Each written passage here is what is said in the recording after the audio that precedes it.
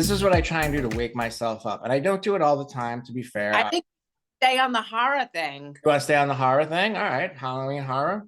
It's October and we just like totally went off thing. But um, I mean, because it doesn't really matter like what your self-care routine is. I happen to mention that watching movies is mine because Hmm. it everyone can pick their own. Oh, you can have any self-care routine you want at all. I just in the morning, I try and do a 10 or 15 minute guided one, like while I'm still in bed and groggy and not wanting to get out of bed. So I'll just turn it on the TV. And then I try and do like some little bit of stretches and try and hit 50 push-ups before I go in the bathroom to brush my teeth. If I can get my 50 push-ups in and my stretches in, I'm Mm. wide awake. Um, a I have a friend of question. mine, she does 100. I was like bragging, I'm like, oh my God, I do 50 push-ups every morning. She's like, I do 100. I'm like, yeah, of course you do, show off. All I'm right, I have 101 crank. She goes, no, I do 250s. I'm like, yeah, all right, whatever. Let me see that to believe it. But um I have a question. okay.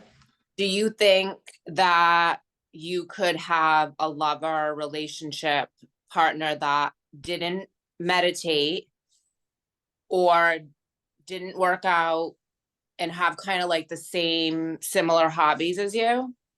Yeah. I mean, Really? look at the gym thing. Um, People can take care of themselves without going to the gym. So I dated someone who she worked a lot, so she didn't have time, but she got had an exercise mat, and she would do like exercise and had like hand weights and stuff like that, and would walk. I mean, it doesn't have to be specifically weight training, but as long as you take care of yourself, you know what I mean? Like, there's other ways to do it. Walking is a fantastic way to like keep your weight down. Like that burns off so many calories. Look at the gym is great. I mean, it does make you feel better.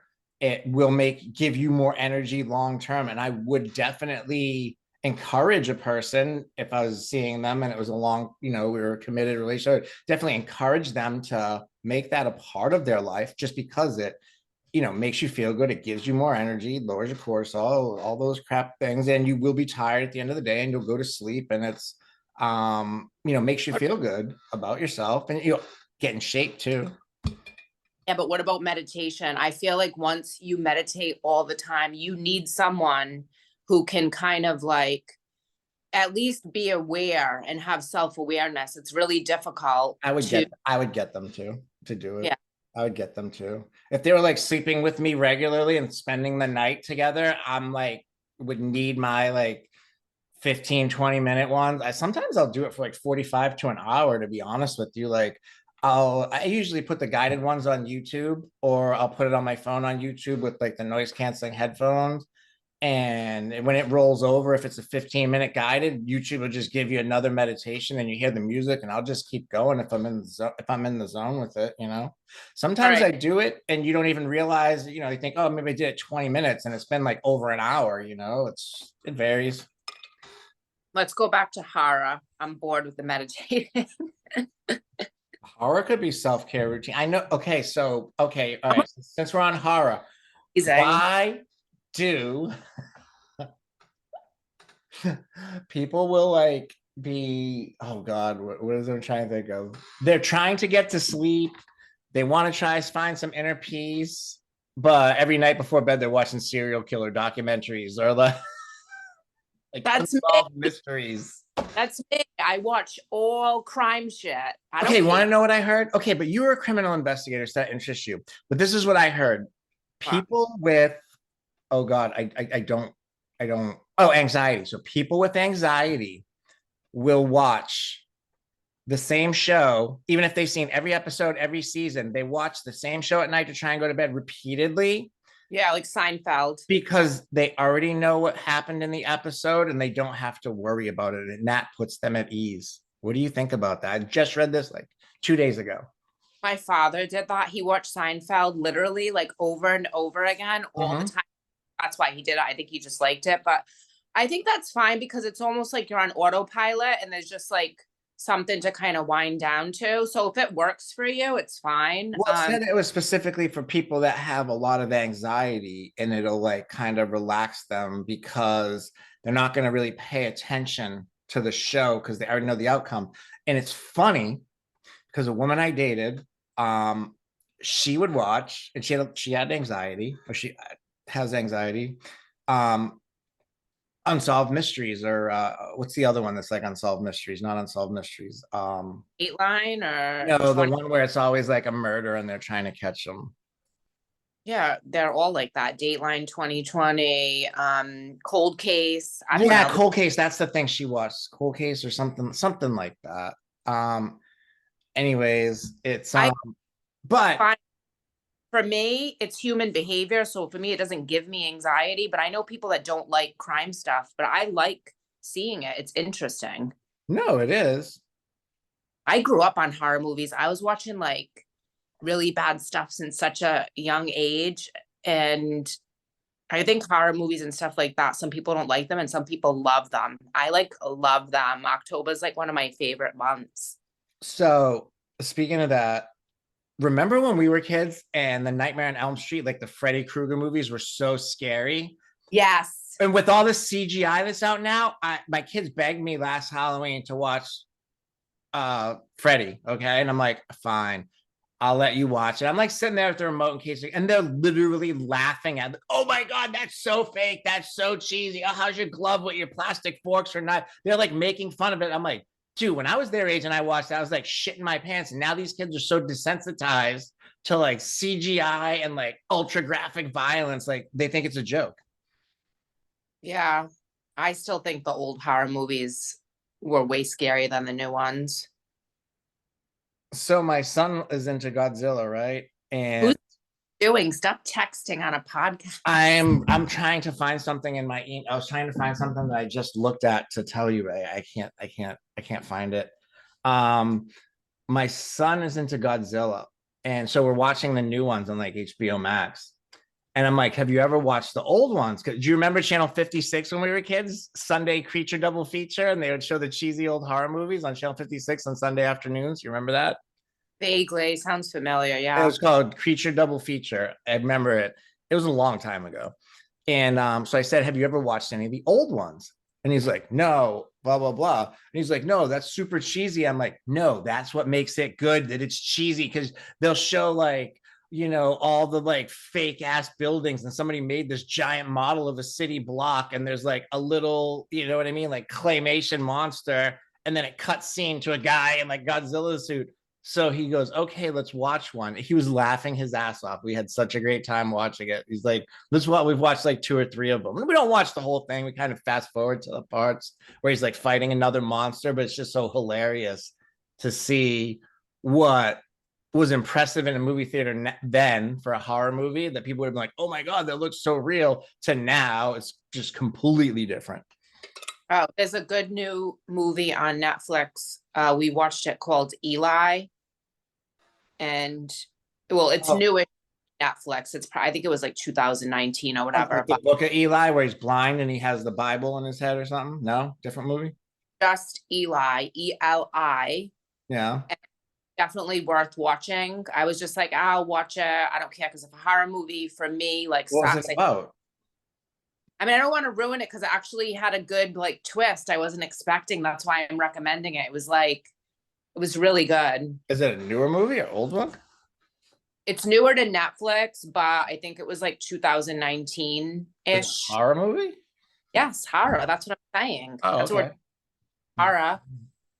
Um, yeah, I don't understand. So speaking about horror movies and watching Oh, these horrific things, why do people watch those type of things to try and go to sleep or relax, especially like people with anxiety? I don't know. I have natural anxiety. Horror movies do not affect me because I know it's fake. I know that I'm watching an entertainment thing. So I don't know why other people do it, but I just thought it was very interesting, the thing that I read that said that people with anxiety will watch whatever the show is just over and over in reruns because they already know what's going to happen. So it's easy. It doesn't kick up the anxiety. And the person I was dating, she would watch whatever the hell that show was, Cold Case Files or something like that. And I'm like, can we watch something else, please? And she was like, yeah. She's like, I've seen these episodes a million times each, and I just put it on because it's brainless and I know what's going to happen in every one. Yeah. And I remember her saying that. And then I read this the other day and I'm like, no shit. All But right. why Are are we you in? trying to relax and go to bed watching serial killer shit? That's what, like, why would you want to watch like a bazillion episodes of somebody killing their wife or killing their friend or killing a bunch of people and not getting caught or getting caught to go to Well, try and relax? I don't know where we're at for time, but anxiety is different for everyone. It's not a general board. Like Mhm.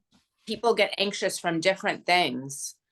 You know, some people get anxious from the unknown. Some people get anxious because they have too much energy in them and they didn't exercise that day and their brain is like, can't shut off. Some people have anxiety because they're excited and they don't know that it's a different form of energy. So not everything is triggered by, oh, here's a murder. This is going to give me anxiety. I mean, I can watch that shit all day long and it doesn't give me anxiety, but that's me. But I also, if I don't go to the gym, I don't exercise, I have too much caffeine, I'll just get natural anxiety for You no drink fucking, caffeine?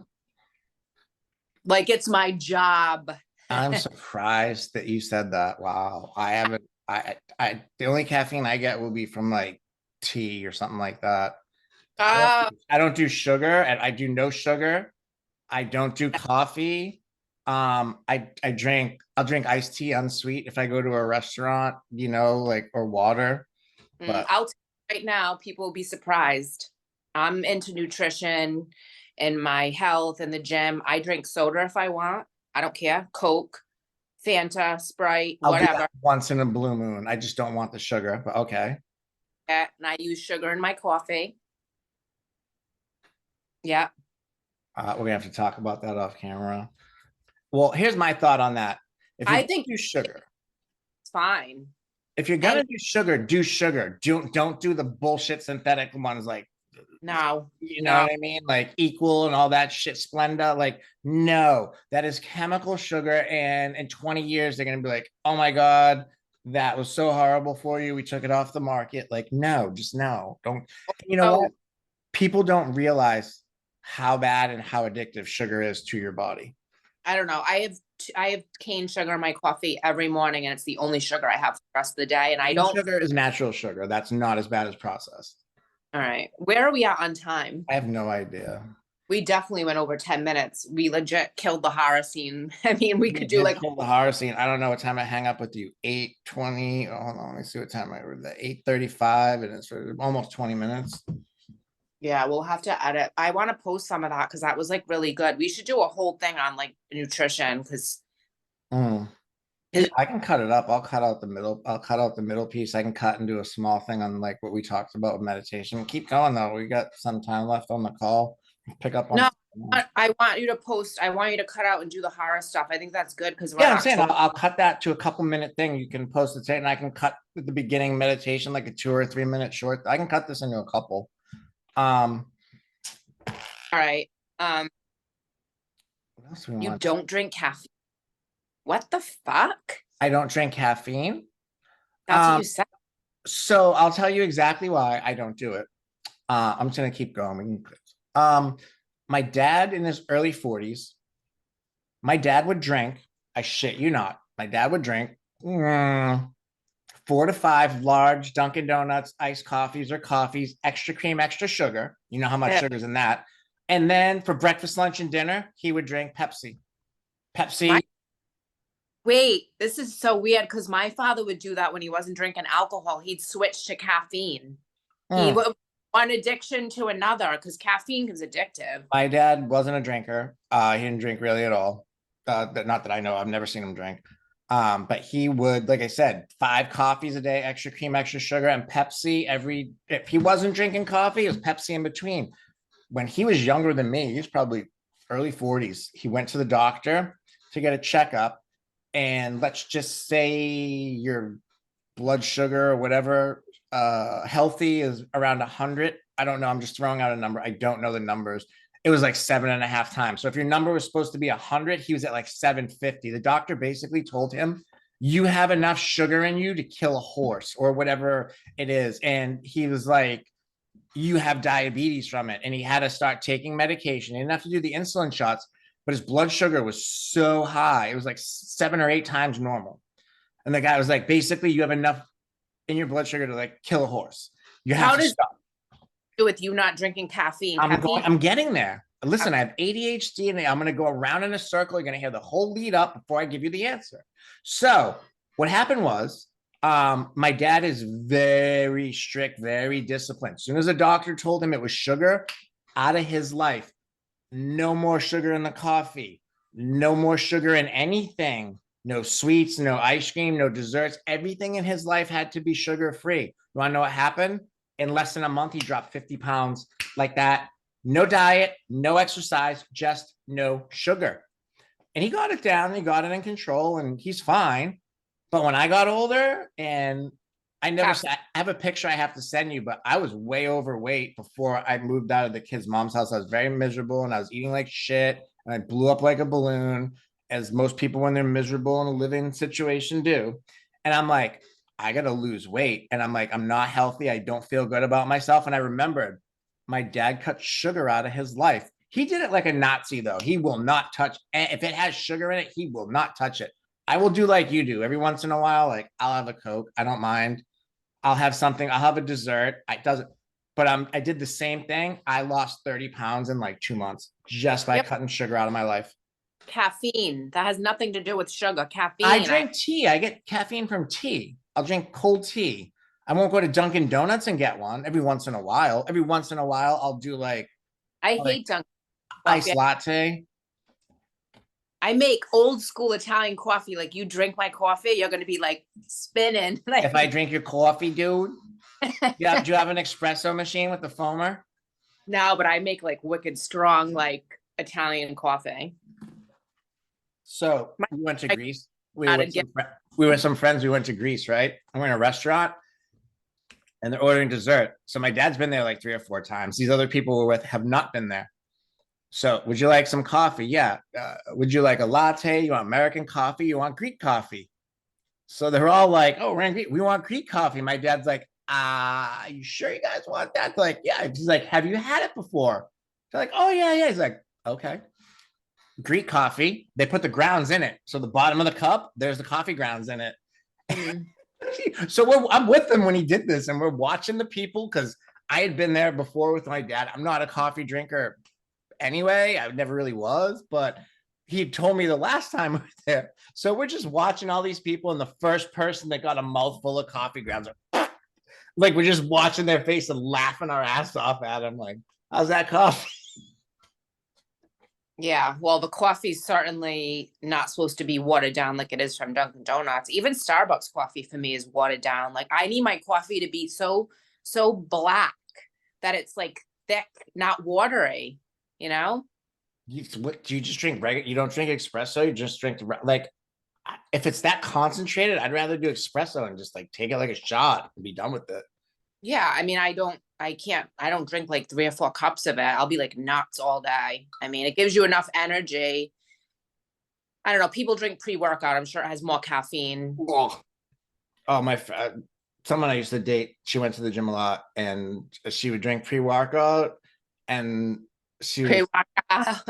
pre-workout, and I don't know if she had I think she had a powdered one that you mixed in, Yeah. like a powdered one. She would literally take a giant spoonful and go, like, I'm like, I would no, no, no, no, no, no. I'd be having a heart attack by the time, like, even after the next 3 hours, my heart would be like, Yeah, I can take like a tiny bit and it makes me like nuts. But again, everyone's different. We can't, everyone's body chemistry is different. Some people can have a bunch of caffeine and still be like calm and sedentary and stuff like that. And I'll it's all drink. about metabolism. Metabolism's huge. Oh, my Like, metabolism's through the roof still.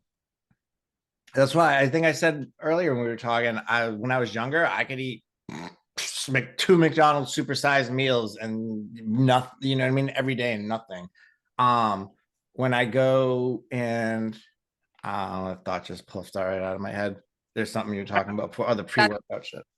maybe we should stop that one and we can do one more short one on something. All right, what do you want to do? So we got like over 10 minutes left on this. No, this one can be done. I feel like we went like No, I don't need to send you another link. I'm saying that we got over the clock hasn't come up, so we got over 10 minutes still. Can you see the countdown clock when we get to 10 minutes? You can't see it on your screen? No. Hmm. I can. It like pops right up on my thing. All right, what else you want to talk about? Um, are we talking about it on this one and you're gonna cut it up? Yeah, I'm gonna edit. I'm gonna cut this into like 3 different ones. Okay. I don't know. I had someone message me and I feel like I should do a podcast on it, but I don't really know exactly what he needs. But he messaged me. He wanted to, I'm going to keep it private. He was asking me, oh, what are your rates? Blah, blah, blah. I said, what are you looking for? And he said, I want someone to help me with intimacy and sex in regards to women in relationships. And I didn't really get specifics, but I was like, oh, I can do a podcast on it if you don't want a private session. Um, Maybe wanted to talk a little bit about being like emotionally open when you're Yeah, very masculine go with or it. So emotionally open, like you just said, if you're gonna date somebody, I don't care who it is, even just casual dating, you yeah. have to be emotionally available. Well, I mean, coming from you, you said, don't hug me. Hugging privileges. No, no, no, no, no. So what you just said is correct. How do I describe this? If I don't feel it, if it's not there, the intimacy, I can do sex. I can do, sit next to me on the couch and watch a movie, but I can't do that level of intimacy. Okay. So But I, if you're not emotionally available, then you're not going to be able to be intimate with somebody in any situation. If you're not over your last relationship, something's bothering you, something's else on your mind, and you are not emotionally available, then you are not in a place to enter a new relationship. all right. How about the people that say right away, and I think this is shutting like an ancient door on Mhm. energy. It's a block for the person saying it and whoever they're saying it to. They say, well, I'm not ready for anything serious, but let's have something casual. Maybe they don't know the person, maybe they know the person a little bit. But for me, I don't know what your opinion is. Don't you think that's putting a block on any kind of progress that it could turn into something or not turn into something, but energy, naming it, blocking it immediately? Tell me your thoughts on that, because that's a big societal thing now. So I've actually done this and set those boundaries with people. And if you say, I'm not ready, I mean, that's close to the same as emotionally unavailable. Like if you're saying, hey, I'm open to casual dating, but I'm not ready for a committed relationship. That means something else is going on in the background of your life. There is something else that maybe you don't want to share with that person because it's a new person. Maybe you just met them, or it could Yeah. be somebody you know.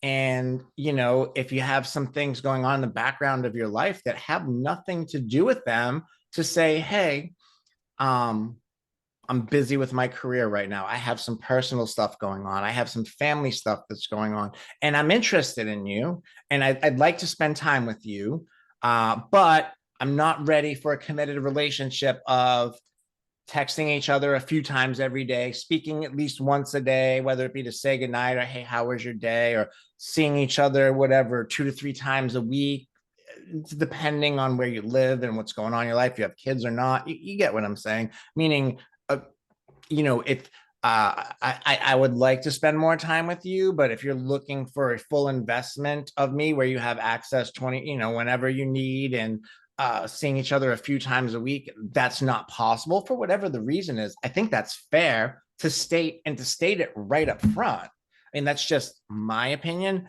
Is it Well, blocking something down the line? I don't know, but from my perspective, that's fair. all right. I think you're speaking from a very aware point of view and you're being super honest and open Mhm. and kind of know what you can give and can't give. So let's speak a little bit more generally on a Okay. larger scale for men or women. It doesn't matter because both could have the, the block or something. Yep. I'm talking more about the mainstream of the mass amounts of casual sex that you maybe you never even felt what real intimacy feels like. Maybe you don't even know that sex feels totally different when you're into someone and Yeah. you're in Yeah. love with them Yeah. versus just fucking, excuse my language. Mhm. But No, we, that is two different things. all right, we both, I'm sure, and a lot of people have done, I don't know if a lot of people have done being in love or whatever, but I think that I've spoken to a lot of people when I said, like, oh, have you ever been in love? They don't even know what I'm asking, you know? Not everybody's been there. Not everybody's found it. I mean, think about it. Okay, It's if you're not It's not found though. I think if you put down a boundary or a block immediately and say from the get, before you even know the person and how you're going to vibe, whatever, and you say, I don't want this to be something serious, right away, if you believe in energy and intention, what are you doing? I'm not disagreeing with you at all, but you're also, when the fact that you're saying that, you are setting a boundary. I'm not ready for this with you or anyone else. I am letting you know that up front. So if we're going to spend some time together and it's going to get intimate, or there's going to be sex, I am just telling you that there's a boundary here, a wall, like you said, that's there. And if you A get to wall. know them better, It's a wall. maybe they share that. But if they're upfront and they're telling you that, and the other person's okay with it. Now, a lot of times, most people will say, oh, I'm cool with that, thinking that it'll progress naturally. And they just don't hear, or they got blinders on to what that person just said to them. They're not Yeah. taking. So if they say that, from what you're saying, and let's just say the other person, that's what they're looking for, then they should be like, okay, well, I'd like to spend time with you too, but if I am here, I'm looking for something long term. If that's not what you're looking for, I'm looking for a committed relationship. That's where I'm at. If you're not there for whatever's going on in your life or whatever the reason happens to be right now, that's cool. Don't date them. End of story. Done. Yeah. And not everything is guaranteed to be long term. That wasn't my point. The point I was trying to make is that having depth and then sharing that with the person that you're physical with Mhm. is, I feel like, is not common anymore. I feel No. like it's just like it's almost like robotic, like shut off, whatever. They're probably already shut off anyway. Mhm. And they have that inner thing going on with themselves. So they really can't share it with anyone anyway. And they're just like, do the physical, whatever, and never kind of meet that connection. And I think that's, in my opinion, I think the reason why so many people are depressed, and Mhm. this be a whole nother topic we'll have to talk about in depth, but because the lack of connection that people have in their relationships, sexual, emotional, whatever, all of them in themselves. Nobody wants, in this day and age, everybody with the social media, everybody projects what they want to show the world, what they want everybody to see about them. Oh, there's a family picture of us apple picking in front of the pumpkins, all the holiday pictures. It looks like if you looked at their social media account, they have the perfect cookie cutter family. You know what I mean? And behind the scenes, they hate each other. They're sleeping in separate bedrooms and they're in the midst of a divorce, but they don't want anybody to know that. They just put on a front. Look at, you spoke to love and intimacy. I'll just say this because we only got just under 3 minutes left. So we got to wrap this up. Yeah. If it's real love, number one, it'll be effortless. You want to hang out? Yes, I do want to hang out. You want to do this? Yes, I do. You want to come over and watch a movie? Yes, I do. You want to do this? Oh, I can't. I have to work early tomorrow, but I'm gonna come see you right after work tomorrow. It will be number one, effortless. Yeah. It will be natural and it will just flow and it will just happen. I don't care what your walls or boundaries are, those will all fall right down. It won't even be a thing for either person. If it is true love, it'll just happen. Good. I love that. And that is it. It will just unfold naturally without any type of resistance. All right. That's good. That's a I mean, positive. right? I mean, I agree, but I don't know. I that's why I was asking you, but I like that viewpoint. So I'm glad you stated it. I mean, look at I everybody's been in love at some point, whether it's like school grade crush or anything like that, or you know what I mean? Like everybody's got their young love, their first love. What do they say? You get 3 loves in your lifetime. You're young or your first love, the toxic love, and then the love of your life. Those are the Really? 3 loves you get. Google that shit. They say everybody gets 3. One person to show you what it is, but it's at very young age. Another person that's toxic love to show you like you can feel those emotions, but there can be somebody that you should not do that with. And then true love will be the person that, you know. I've had way more. 1 minute. Close it out, Jess. I've had way more than 3 loves in my life, so I'll consider myself blessed. But I'm definitely a passionate lover, so I mean, I'll probably have a lot more. I don't know. Hopefully, not too many more. Well, you have multiple, but I'm just saying you have that first love, you have a toxic love, and then you have at some point the love of your life, or the one. All right, I like that. That's good.